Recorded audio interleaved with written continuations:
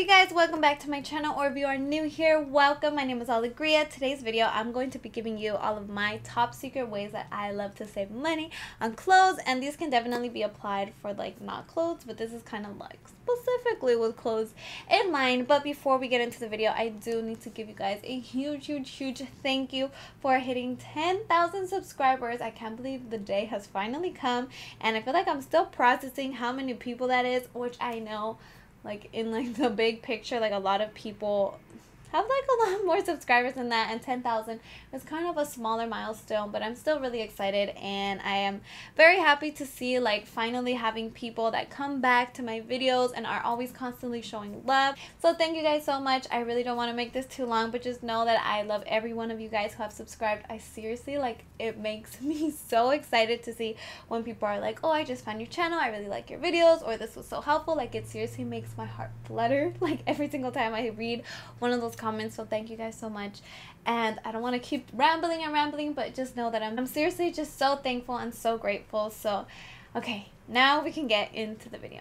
So the first tip that I definitely use all the time and try to use the most that I can, because it seriously has saved me so much money, is to wait to wear. So after I purchase something, I don't really like to wear it right after I buy it, because I feel like I'm still in that hype and I'm still super excited about it. But a lot of times I feel like the hype can kind of die down with certain pieces, and then you're just kind of like, why did I even buy this? So what I like to do is like to have it sit in my closet and just kind of like try it on at home, see how it works with the pieces that I already have in my closet, and just kind of like play with them and just really make sure that I really want to keep that piece. And I like to do this with something, even if it's like $5 or if it's $50. I like to do this with like all my clothes, because not only does it save you money, but it's also going to keep you from keeping like all this clutter of clothing that you're just like not really that into. So I definitely like to do that. Leave the tags on, let it sit in your closet, and then return it if you're just not really that into it after a little while.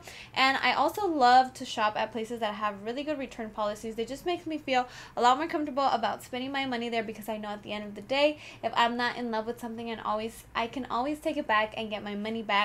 So honestly, I'm like the hugest returner. Like, so many of the pieces that I buy, I end up returning, and that's because I do this. But I'm also saving money by not keeping the clothes that I'm just like not that into. Next tip that I have is to keep a list. So that doesn't mean like when you're going to one store, just have like a list of everything you're gonna get, but really just having a list of in general what you're like kind of in the market for. So for example, if you're looking for like a pair of jeans and you want to get like a new white bodysuit or something, I don't know, just have like a couple of things that whatever you're like kind of looking for. And whenever I go shopping, if that item that I'm looking at purchasing is not on my list, I know it's kind of more of an impulse buy and not something that I'm really planning.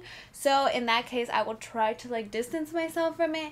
And a lot of times, like if I just like realize that it's not on my list, I'll just walk away, and honestly I will just like completely forget about it. I'm just like, what was that thing that I wanted to buy earlier? Like, I just completely forget about it.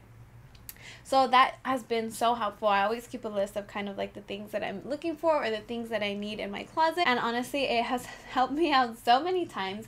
So this kind of leads into my next tip. So if you do happen to find something that's not exactly on your list, I would definitely recommend either sleeping on it or just leaving the store to kind of like clear your head. You may realize that you may not even care about the piece once you walk out of the house, once you walk out of the store.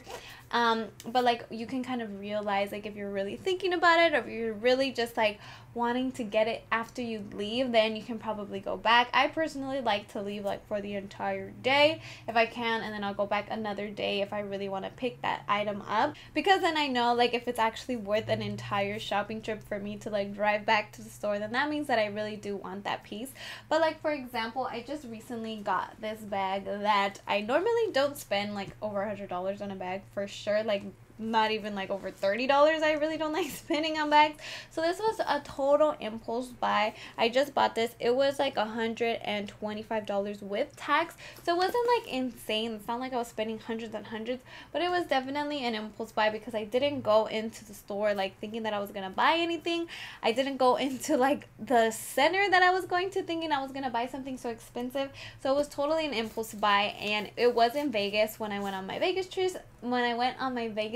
trip just recently. So I knew that I wasn't really going to be back. So for me, it wasn't really realistic for me to go home and like spend a couple of days thinking about it and then return. And plus there was like a super good sale, which I feel like is like the biggest like thing that will get me is sales. But yeah, so I ended up leaving the store, and then I was like, you know what, like let me just think about it. Honestly, I didn't leave the store for that long because I did figure that it was kind of like more of a very simple and classic piece that I can totally get a lot of use out of, and I had been kind of in the market for like a nice little nude purse.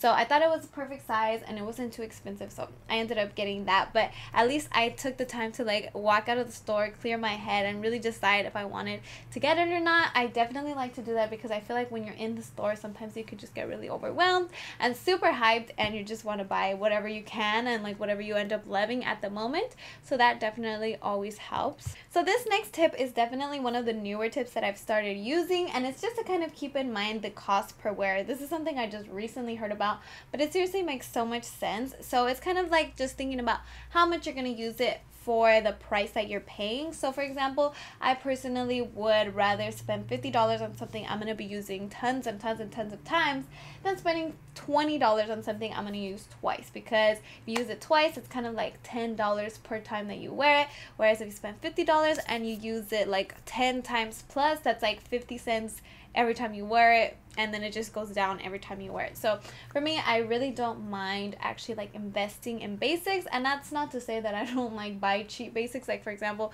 this bodysuit that I'm wearing right now is from Forever 21. It was like less than $10 and I use it all the time. I love it. For me, I'm just a lot more open to spending more money on pieces that I know I'm going to use a lot more. So be open to investing in your basics, and always keep in mind that cost per wear. So you don't really have to go out and like do the math on any of this, but really just keep in mind and just kind of think about how much you're going to use the item in comparison to how much you're going to be paying for that item. Now, I am a student and I do have my YouTube channel, which like I said at the beginning of the video, just hit 10,000 subscribers, but I will say 10,000 subscribers is not exactly going to be paying all the bills or anything. So I am definitely still like on like a student budget.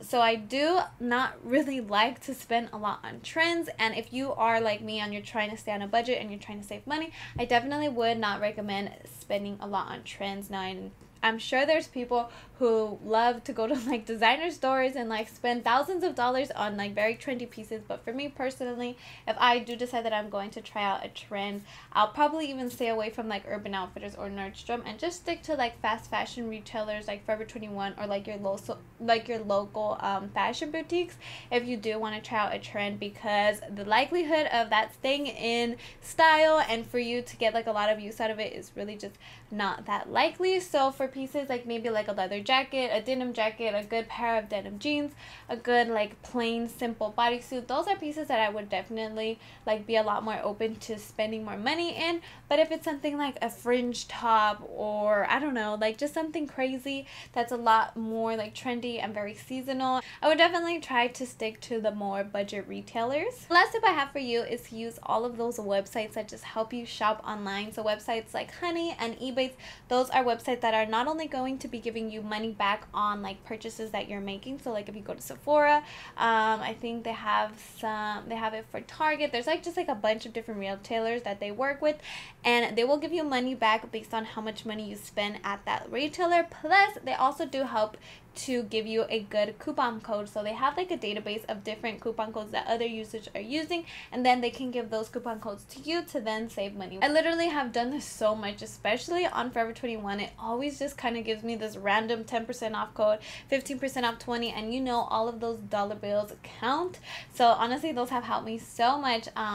But yeah, those are kind of like my main tips that I love using. This have seriously saved me so much money. So I really hope that these tips have been useful for you, and I hope that it can help you save those dollar bills. Thank you guys so much for watching. You guys already know the drill. Please give this video a thumbs up if you enjoyed it, because it does help me out a lot. And subscribe